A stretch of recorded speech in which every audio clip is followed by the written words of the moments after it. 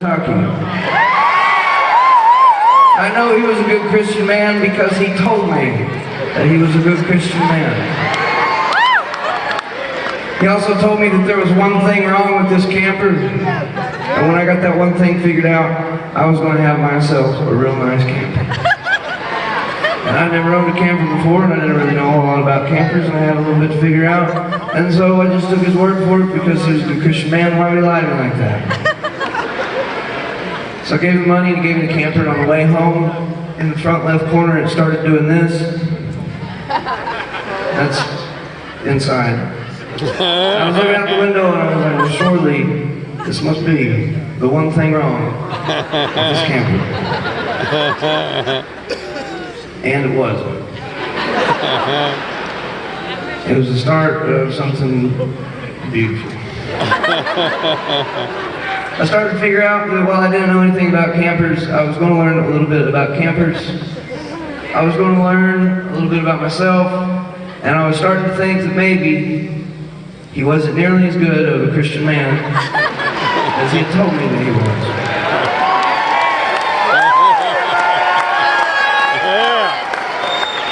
About the time I got myself in that mess, me and the boys got our first circuit. We would start in Huntington, West Virginia. We would go from Huntington, West Virginia to Charleston, West Virginia. From there we would go to Chillicothe, Ohio. And from there we would go to Circleville, Ohio.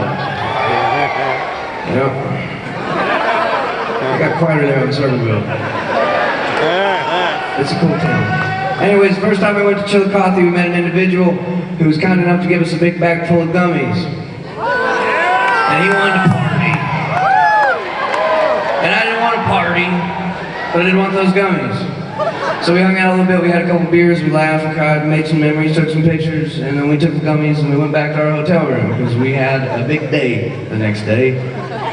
We had to get to Circleville. I wanted to see the sights. I hadn't really got to spend a lot of time in Circleville. I had been to Circleville before, but I hadn't got to spend a lot of time there, and that's a different story. We're not going to do that one today. So we woke up at 10 o'clock. By 10:15, we made it to Circleville, and by 10:45, we had saw all the sights there were to see of Circleville, Ohio. There was nothing to do until 7 o'clock load-in. We decided that we'd take our gummies and we'd go to the Circleville Public Library. We all had one. And then at 7 o'clock we went and we loaded in. And then with nothing to do until 10 o'clock, we decided that we'd have ourselves another gummy. I don't know if any of you people hang out with those kind of people that eat edibles.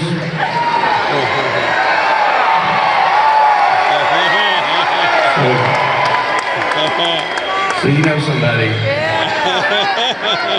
There's a big math equation that goes into it. It's not nearly as simple as other things, especially when you get them from a dude whose buddy made them.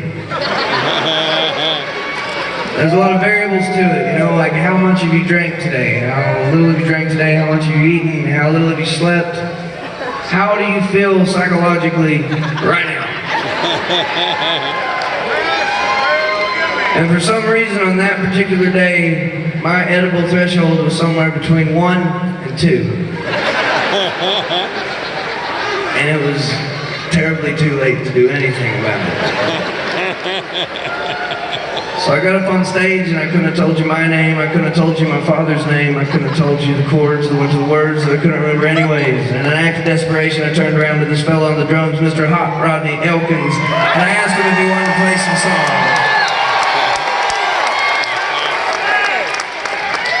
And for about 10 to 15 minutes, maybe 20 to 25, he played solid country gold while I sat in the back of the bar with my head against the wall and tried to get my shit together.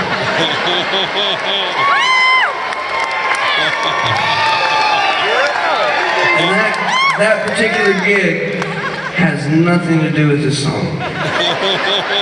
But I wrote this song about a camper in the Circleville Public Library.